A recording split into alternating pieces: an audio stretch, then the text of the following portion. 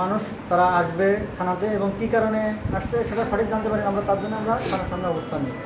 অবস্থান নিতে গেলে দেখি ওসি সহ তার যত ফোর্স আছে থানার গেট লক করে দিয়ে তারা সামনে দাঁড়িয়ে আছে।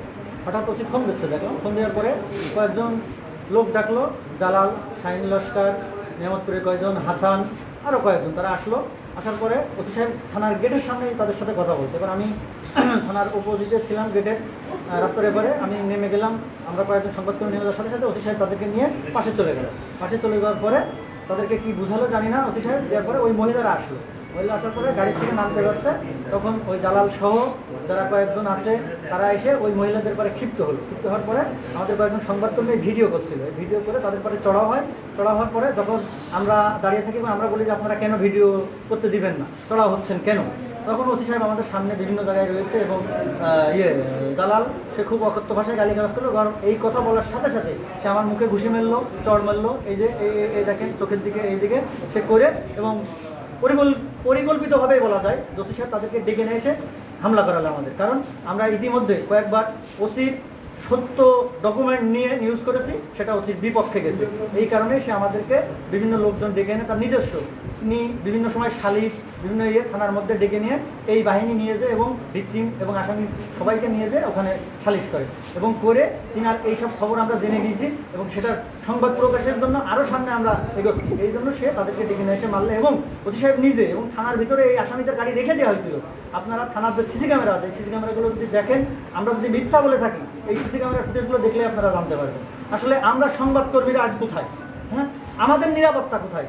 একদম থানার সামনে ওসি সাহেব নিজে দাঁড়িয়ে থেকে মার খাওয়াচ্ছে, তাহলে আমাদের যে জীবনের নিরাপত্তাটা কোথায়?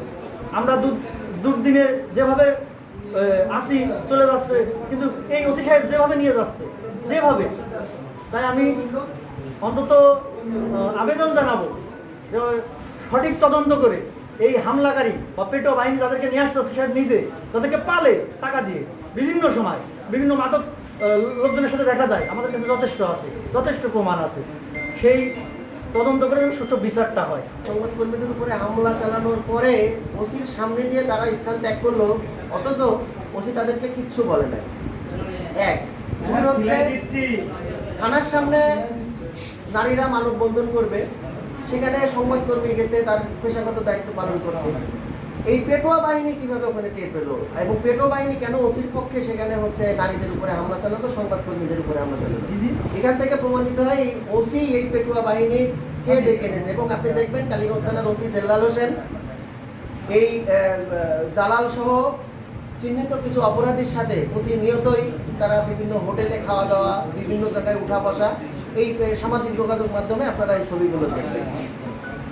এবং আমার কাছে যেটা মনে হয়েছে, এই ওসি এক আসামির মোবাইল গায়েব করেছিল, সেটা যুগান্তরে সংবাদ প্রকাশের পরে সেটা ফলাও করে প্রচার হয়েছে। মোবাইল, আইফোন সহ 2টি মোবাইল ফেরত দিয়েছে ওসি।